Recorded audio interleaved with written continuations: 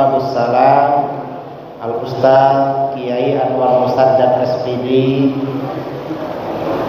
juga jajaran ustaz maupun ustazah yang saya hormati, para wali santri, orang tua santri yang juga saya hormati, dan para santri putra maupun putri yang saya banggakan dan saya cintai.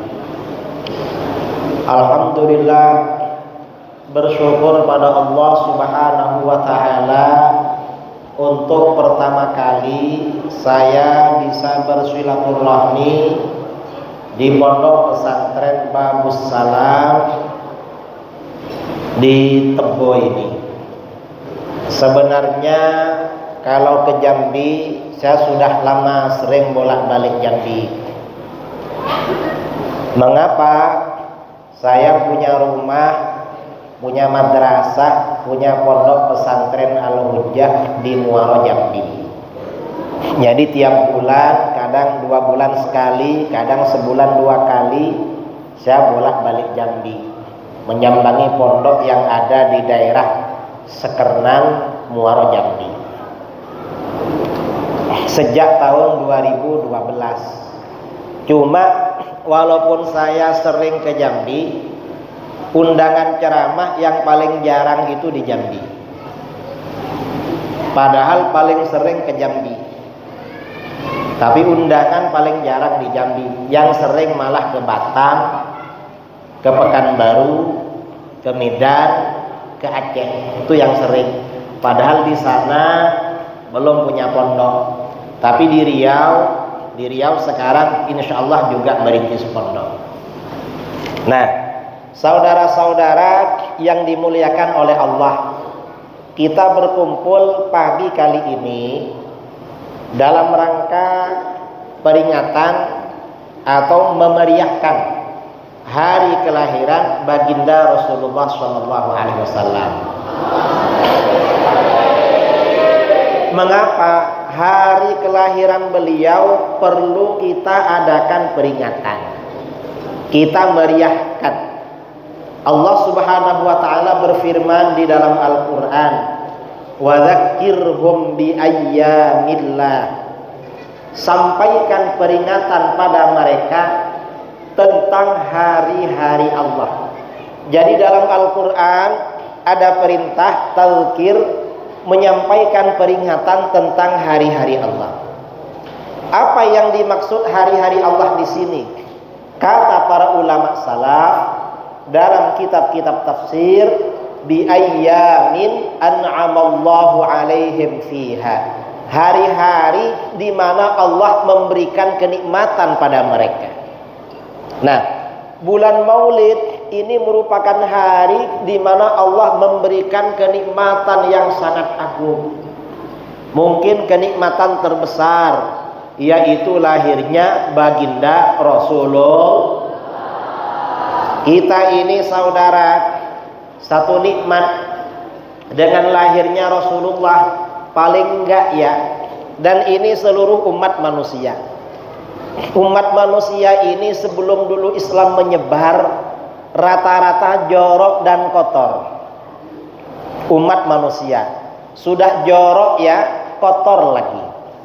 Dan kemudian umat manusia dulu rata-rata, terutama bangsa Indonesia, sebelum datangnya Islam, kalau berpakaian minim sekali.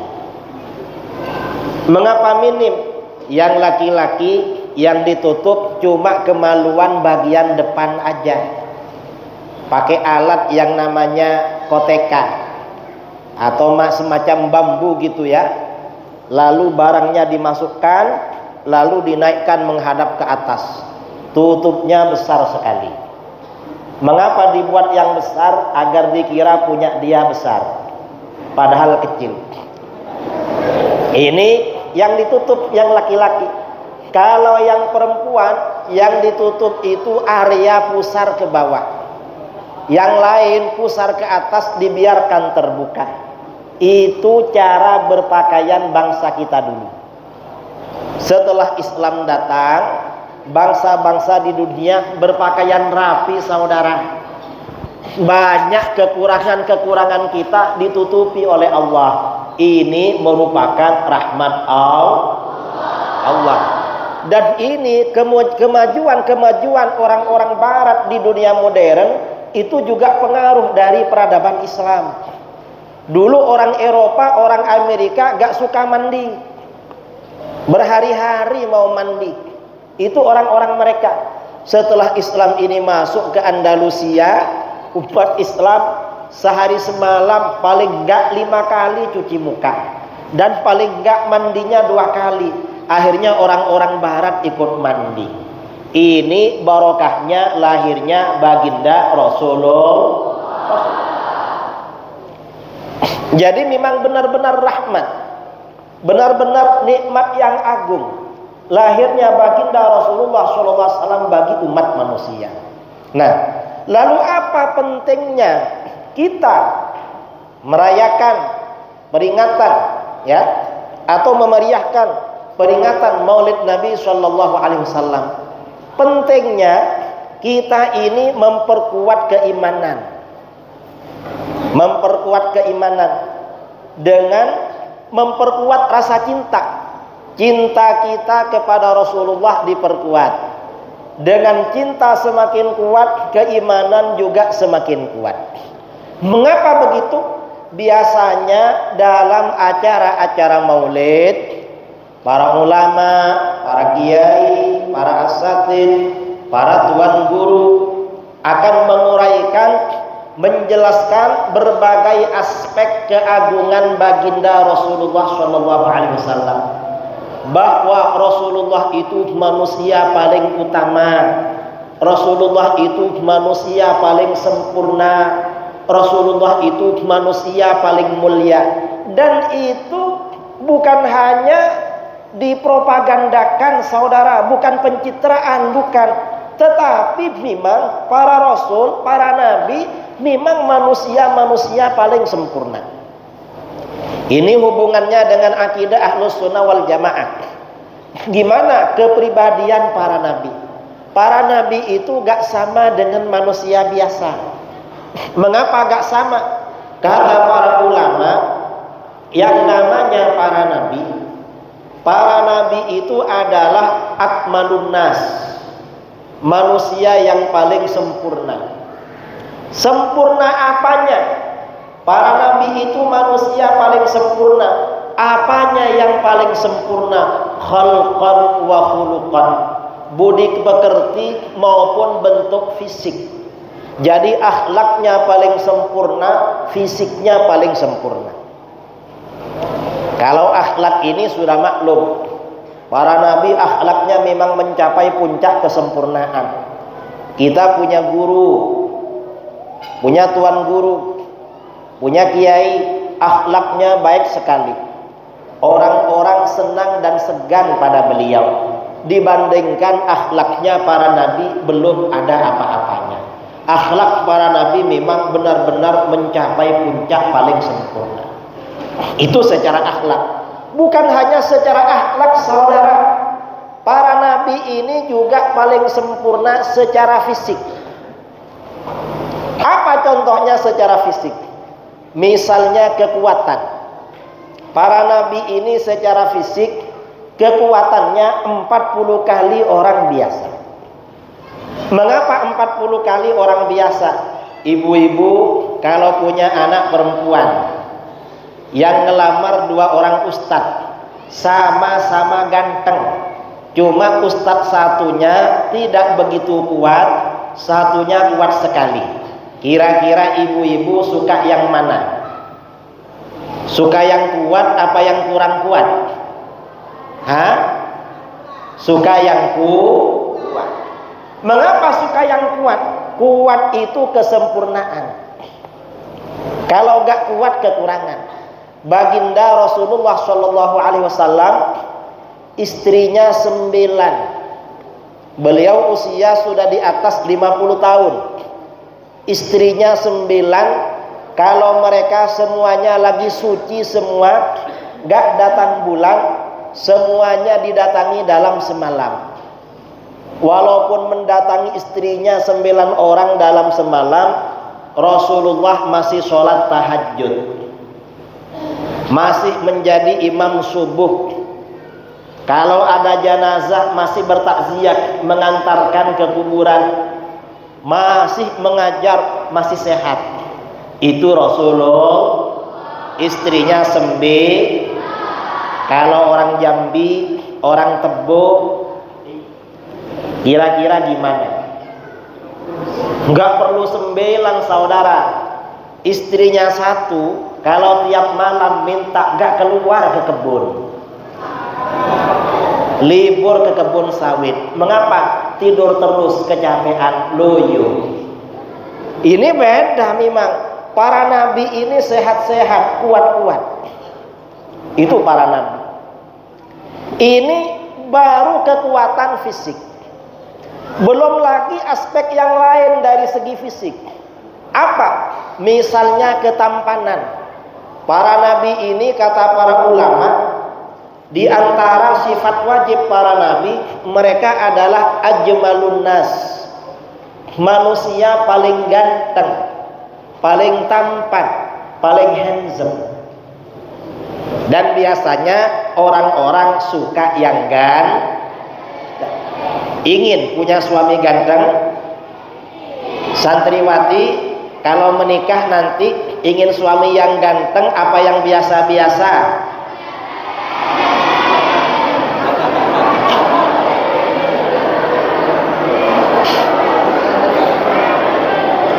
Para nabi ini semuanya ganteng-ganteng. Gak ada yang kalah ganteng dengan orang biasa, gak ada. Lebih ganteng daripada siapapun. Itu secara fisik.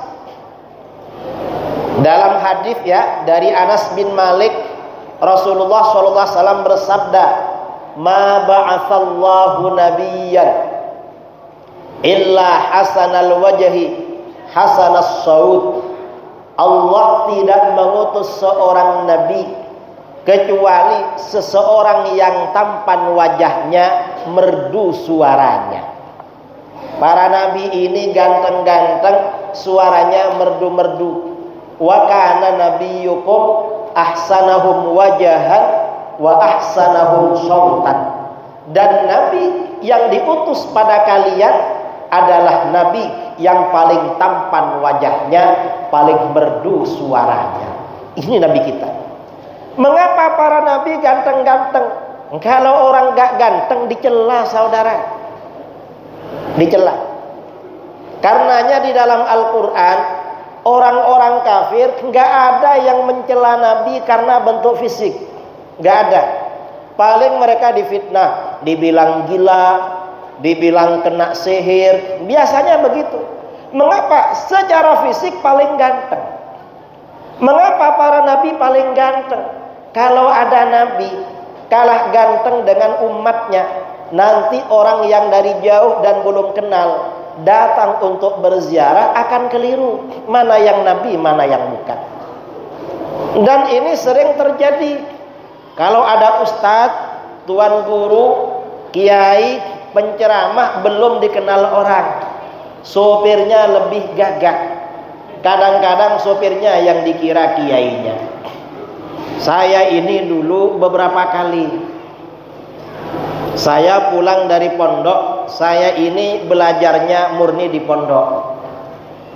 Waktu kecil masih sekolah dasar, mondok di dekat rumah sampai lulus SD. Habis itu pindah lagi ke pondok pesantren Sidogiri Pasuruan selama 18 tahun.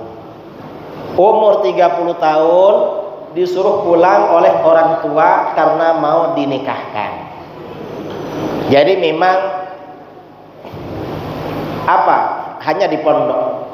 Karena saya ini memang lulusan pondok, dan di pondok itu kalau pondok salafiyah di Jawa pakai sarung.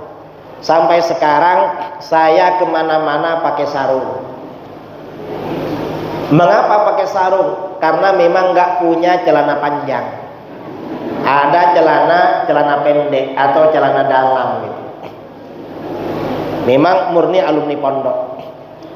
Nah, pulang dari pondok setelah menikah diundang ceramah. Badan saya dulu kurus, berat badan anak pondok rata-rata kurus.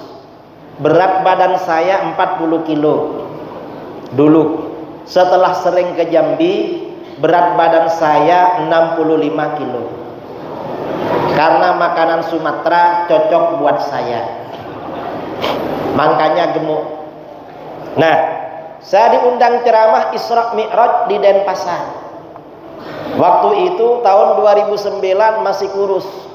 Sopir yang mengantarkan saya lebih tua dari saya, orangnya gagah dan tinggi, agak hitam dikit. Cuma sopir ini kalau berpakaian suka-suka meniru saya. Saya pakai baju putih, dia pakai baju putih. Saya bawa serban, bawa juga dia. Suatu ketika undangan Isra Mi'raj di Denpasar. Orang sana belum tahu wajah saya. Karena waktu itu belum masuk TV, belum masuk YouTube, belum viral. Nah, akhirnya apa? Karena datang terlambat, acaranya malam-malam, jamaah masjid menunggu di halaman. Begitu mobil berhenti di halaman, karena lama menunggu, sopir ini terburu-buru turun, gak menunggu saya turun duluan, turunnya bareng. Begitu turun, jamaah satu masjid berhamburan, bersalaman, mencium tangan sopir saya. Saya waktu itu gak ada yang bersalaman, saudara. Mungkin dikira muridnya.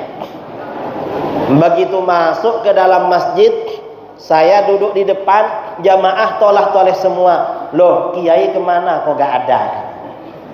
Selesai ceramah, mereka menghampiri saya ketawa-ketawa. Kiai, nyuwun pangapunten, mohon maaf. Kenapa? Saya kira ini kiainya, gak taunya sopirnya, katanya.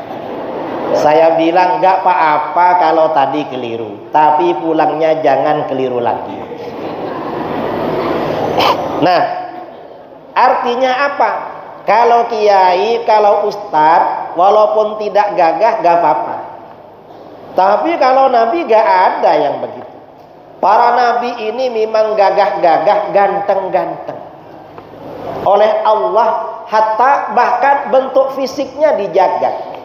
Rasulullah SAW apabila berdiri sendirian, Rasulullah itu posturnya standar, tidak tinggi, tidak pendek. Mengapa? Orang pendek dicela oleh orang. Kalau terlalu tinggi jadi bahan ledekan, ejekan. Yang bagus postur standar. Tapi walaupun Rasulullah itu standar, kalau Rasulullah berdiri dengan orang yang tinggi, Rasulullah kelihatan sedikit lebih tinggi. Kalau Rasulullah duduk bersama para sahabat, Rasulullah sedikit lebih tinggi dari mereka. Mengapa? Selalu dijaga oleh Allah lebih sempurna daripada siapapun.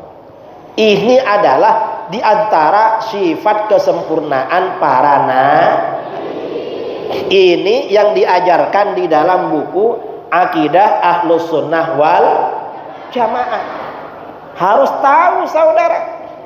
Dan para nabi ini selain punya sifat wajib, biasanya kalau di dalam kitab-kitab akidah, sifat wajib para nabi yang disebutkan ada 4, yaitu siddiq, amanah, tabligh, fadhanah. Sebenarnya bukan hanya itu, lebih dari 4. Cuma 4 ini yang biasa diajarkan oleh para ulama, karena yang 4 ini ada kaitannya dengan kebenaran wahyu dari Allah. Makanya 4 ini sebenarnya lebih dari 4. Para nabi ini selain memiliki sifat wajib, para nabi juga memiliki sifat jaiz. Apa sifat jaiz? Sifat jaiz ini perkara yang boleh terjadi bagi para nabi. Apa? Di dalam akidah biasanya dijelaskan al-a'radul basyariyah allati la tuaddi ila naqsin fi maratibihim al-aliyah. Artinya apa? Para nabi ini boleh mengalami perkara-perkara yang terjadi pada manusia biasa, selama perkara itu tidak mengurangi derajat mereka yang luhur. Contohnya bagaimana?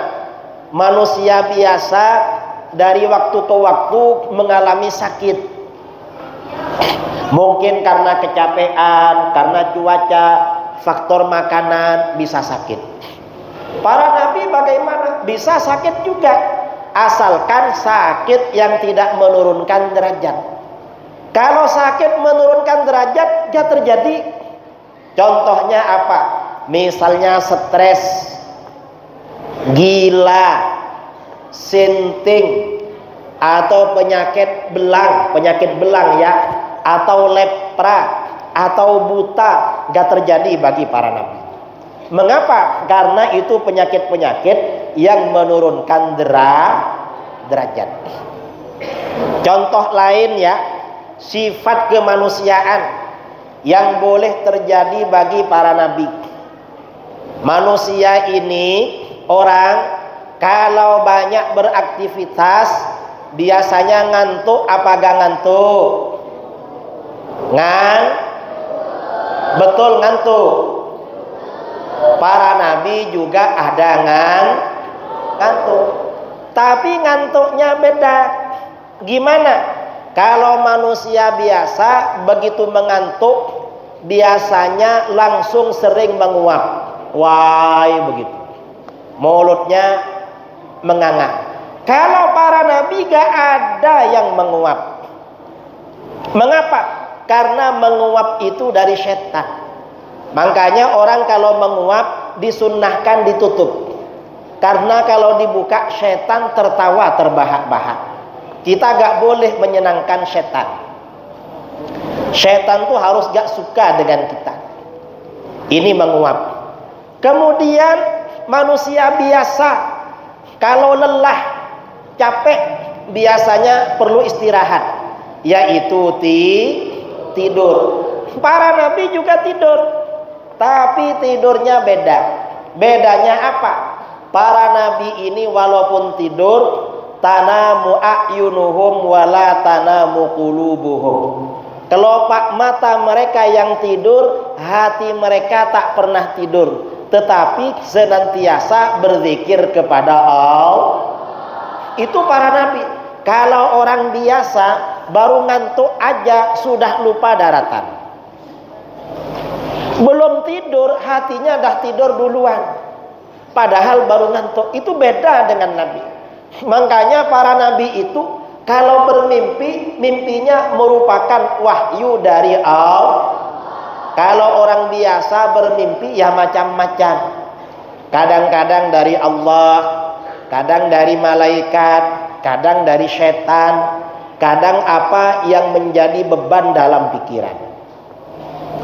Karenanya para nabi itu gak ada yang mimpi basah.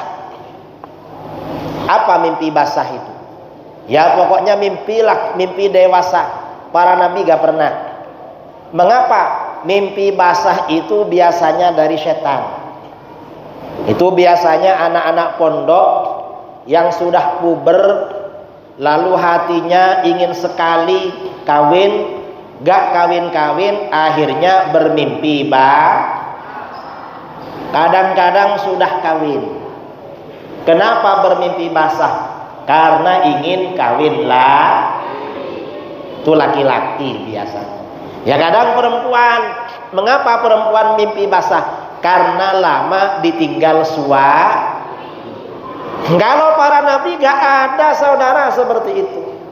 Itu menurunkan derajat. Contoh lagi, ya, sifat-sifat kemanusiaan.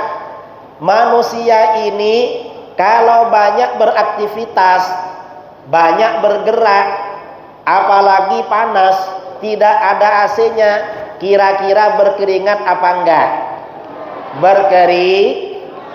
Kalau sudah berkeringat, kira-kira badannya bau apa harum? Nah, makanya agak bau ini. Sepertinya berkeringat. Dan ini beda dengan Nabi. Kalau Nabi saudara semakin berkeringat, tubuhnya semakin memang beda. Rasulullah SAW pernah tidur qailulah menjelang zuhur di rumahnya Ummu Sulaim.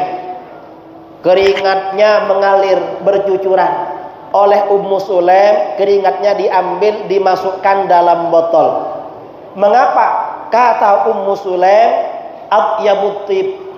Keringat Rasulullah itu parfum yang paling harum. Keringatnya saudara harum.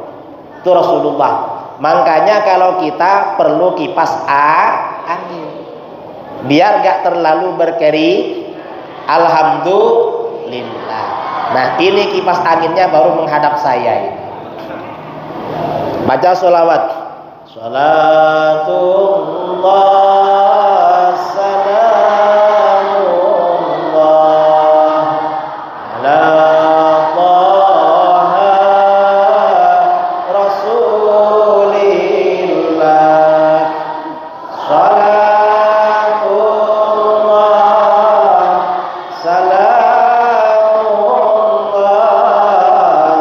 ala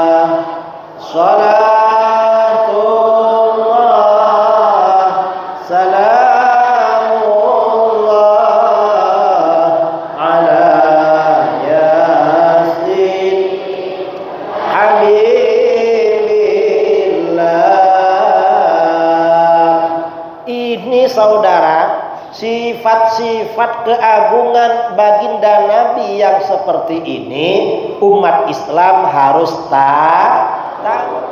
Kalau gak tahu bahaya. Mengapa bahaya? Sekarang ini dari waktu ke waktu di negeri kita sering ada orang yang ngaku-ngaku jadi nabi. Dan orang percaya kalau dia nabi. Mengapa percaya? Yang percaya biasanya gak ngerti acara maulid Kalau orang ngerti acara maulid Nabi, diterangkan dalam acara maulid, Para nabi itu orangnya ganteng-ganteng, gak ada yang mukanya pas-pasan. Wajahnya memang paling ganteng, orangnya ya juga harum, fisiknya, posturnya juga gagah. Kalau orang tahu gak gampang percaya. Karena kalau kita tengok, kita lihat orang-orang yang ngaku jadi nabi di Indonesia rata-rata mukanya jelek. Kadang-kadang mukanya di bawah standar. Artinya gak cukup. Artinya ya bukanlah, gak mungkin menjadi nabi.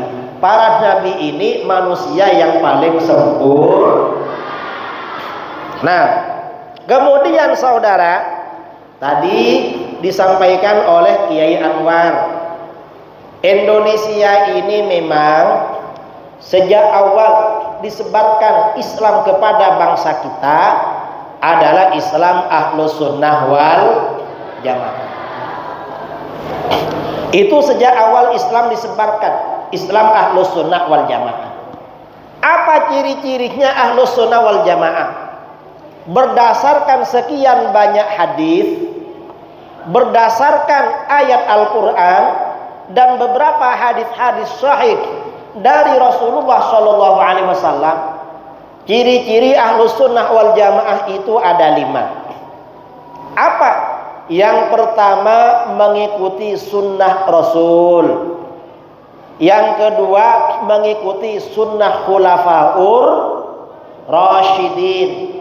Yang ketiga, mengikuti ajaran para sahabat. Yang keempat, mengikuti ijma' ulama. Yang kelima, merupakan golongan mayoritas umat Ini ciri-ciri Ahlus Sunnah. Ciri-ciri yang 4 hanya diketahui orang alim. Mengikuti sunnah Rasul, yang tahu orang berilmu. Mengikuti sunnah Khulafaur Rasyidin, yang tahu juga orang berilmu. Mengikuti amalan para sahabat, yang tahu juga orang berilmu. Mengikuti ijma' ulama, yang tahu juga orang berilmu. Ada satu ciri orang awam juga tahu, siapa? Merupakan golongan mayoritas umat Nah, yang mayoritas ini namanya Ahlus Sunnah wal. Ini ciri-ciri secara umum. Lalu secara identifikasi, identitasnya siapa? Yang Ahlus Sunnah memenuhi 5 ciri-ciri atau 5 kriteria tadi. Pada masa sekarang, Ahlus Sunnah wal Jamaah adalah mayoritas umat Islam, di mana di dalam fikih mengikuti salah satu mazhab yang 4, yaitu mazhab Hanafi, mazhab Maliki, mazhab Imam Syafi'i, mazhab Imam Hanafi. Ini di dalam fikih. Kita ini yang di Indonesia pengikut Imam Syafi'i. Ini Ahlus Sunnah saudara. Kalau keluar dari 4 mazhab ini berarti ahli bid'ah atau berarti aliran Siapa aliran sesat di negeri kita? Wahabi. Wahabi ini anti mazhab. Mereka gak punya mazhab di dalam fikih. Berarti Wahabi aliran Kalau di Tebo yang termasuk Wahabi ini MTA. MTA ada di Tebo. Ada Ustaz. Di Tebo ya. Di mana di Tebonya? Ya di daerah sanalah, yang penting bukan daerah sini. Kemudian juga yang anti mazhab juga di Indonesia siapa? Ada aliran lokal namanya LDII. Ada di Tebo. LDII itu termasuk aliran Mengapa mereka anti mazhab? Jadi hati-hati dengan aliran sesat. Biasanya LDII dan Wahabi ini ajarannya sama. Gak mau maulid Nabi, gak mau tahlilan, gak mau kenduri, gak mau ziarahku. Ya banyaklah yang gak mau. Ini memang aliran sesat. Cuma ini Wahabi ini suka propaganda. Apa propagandanya? Wahabi ini kalau ngomong, mereka kalau bicara kembali pada Al-Quran dan hadis. Kalau ada kelompok sedikit-sedikit kembali kepada Al-Quran dan hadis, itu pertanda aliran Mengapa kelompok begitu? Perlu ditanya. Ijma'nya mana? Qiyasnya juga mana? Mengapa? Karena menurut Ahlus Sunnah wal Jamaah, dalil yang disepakati ada 4, bukan 2. Apa saja yang 4? Yaitu Al-Quran, hadis, ijma' dan qiyas.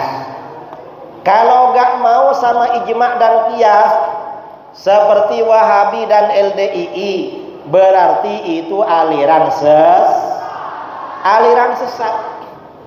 Karena gak mau memang. Karenanya hati-hati. Nah, ciri-ciri ajaran Ahlus Sunnah wal Jamaah ini di negeri kita apa? Kalau bulan Rabiul Awal merayakan Maulid Kalau melarang Maulid Nabi, berarti itu aliran sesat. Ya pasti mereka pakai alasan, mengapa gak bikin Maulid? Gak ada dalilnya. Ya mereka gak tahu. Bukan gak ada, mereka aja sebenarnya yang gak tahu. Ini kalau bulan Rabiul Awal. Kalau nanti bulan Rajab, Ahlus Sunnah wal Jamaah akan merayakan apa namanya?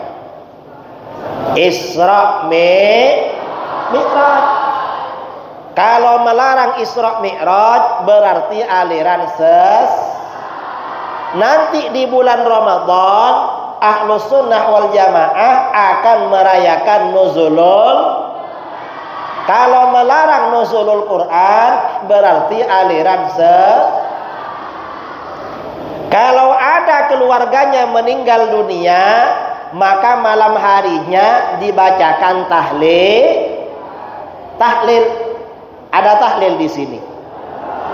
Kalau ada yang melarang tahlilan, berarti ini aliran sesat. Hati-hati saudara, orang yang nggak mau tahlilan. Ciri-ciri Ahlus Sunnah wal Jamaah, kalau ada orang meninggal dunia, biasanya ada kenduri. Apa kata orang sini? Makanan itu, makanan untuk yang tahlil. Namanya apa kata orang sini?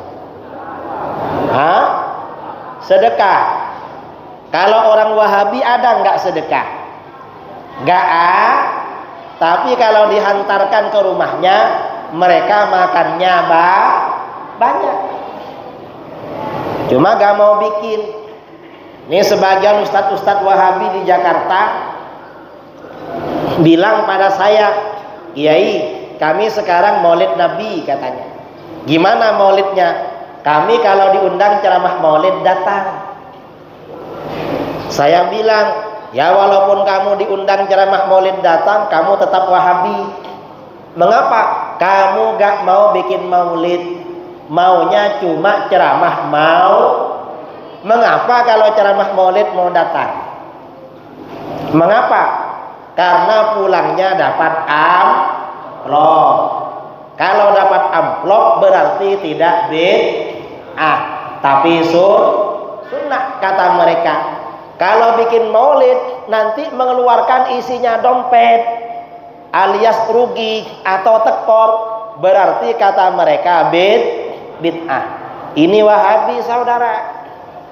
Jadi Ustadz Wahabi walaupun diundang maulid, kalau ceramah datang itu.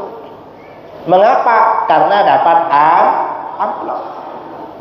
Jangan dikira kalau diundang maulid berarti Ahlus Sunnah. Ya tengok-tengoklah dulu dia mau nggak mengadakan maulid di rumahnya.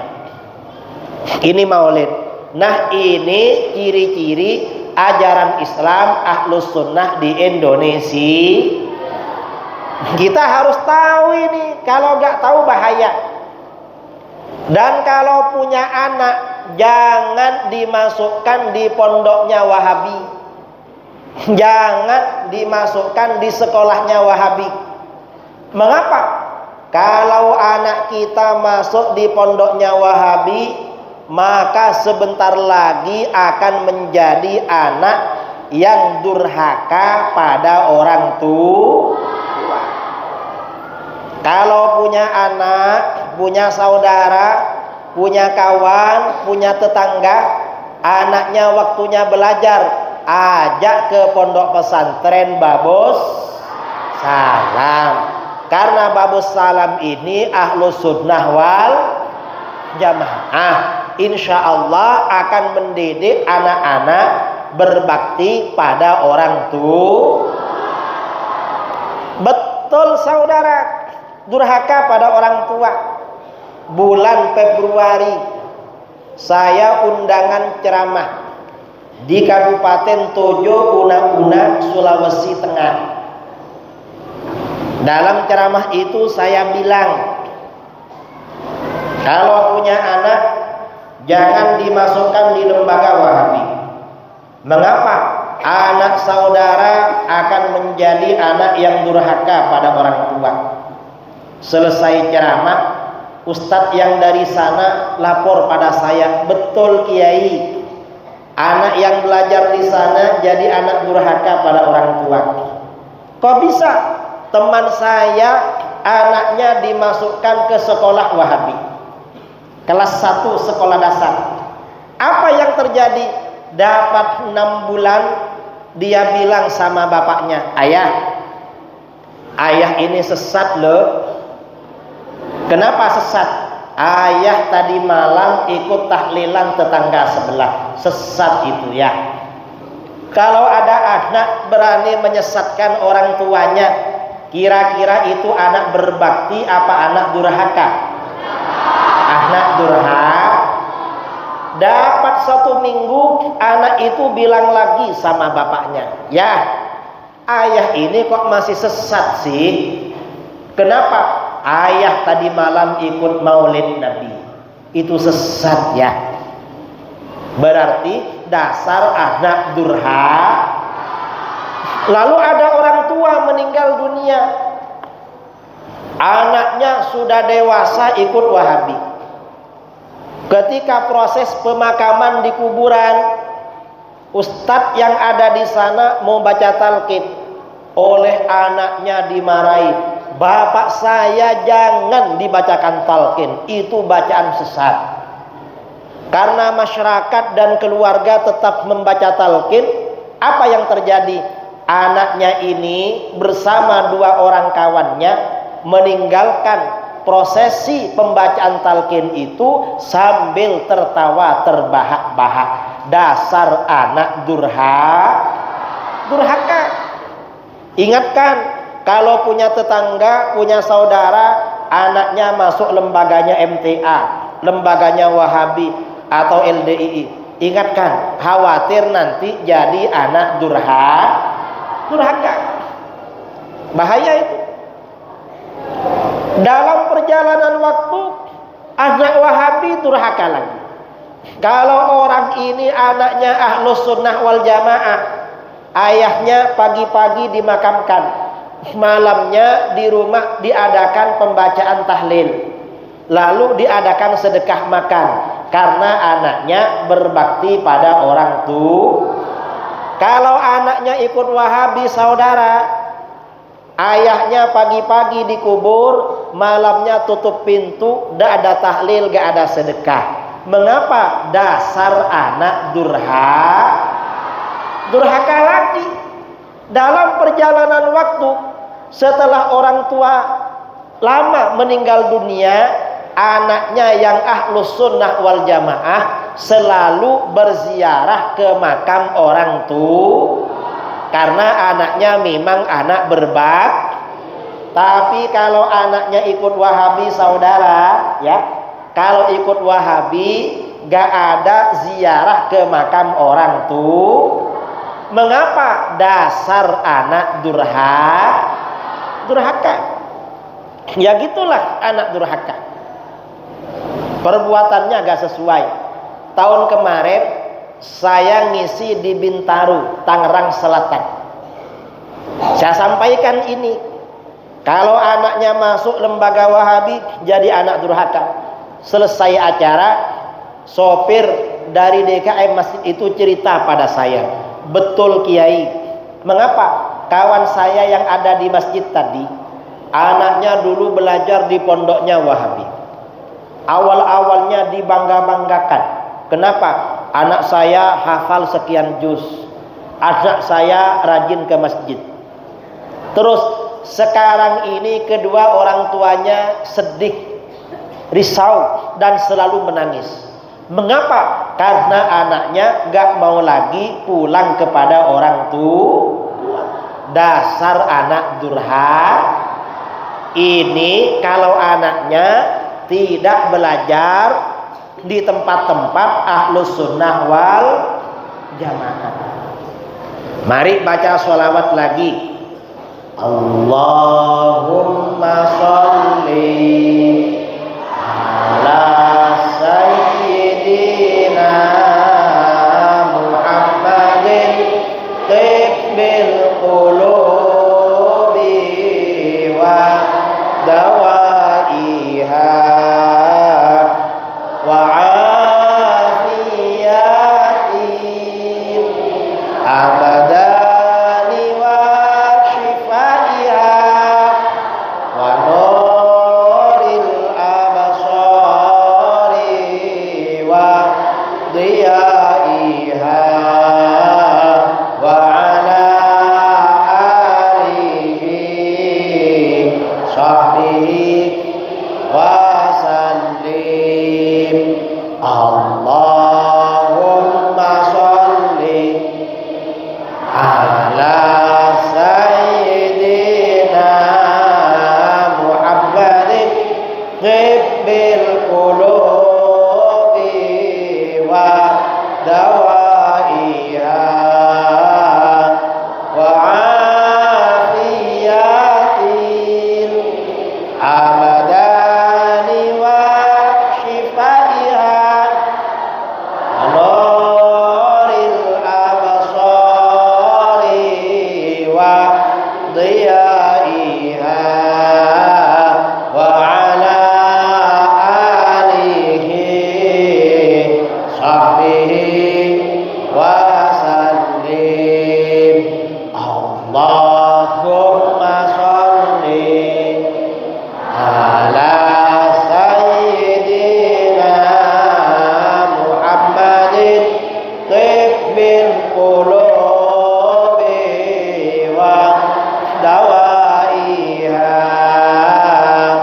wa afiyatin abadani wa shifaiha wa nuril abasari wa diyaiha wa ala alihi sahbihi wa sallim. Nah, ini saudara, kita perlunya memahami dan mengetahui ajaran Islam ahlus sunnah wal jamaah. Kira-kira ini terus apa tanya jawab? Tanya jawab ya. Diteruskan dengan tanya jawab. Saudara-saudara bebas tanya apa saja. Pertanyaan sudah ditulis. Pertanyaan boleh tertulis dan boleh secara langsung. Dari saya, wabillahi taufik wal hidayah, diserahkan kepada MC untuk memandu jalannya tanya jawab. Assalamualaikum warahmatullahi wabarakatuh.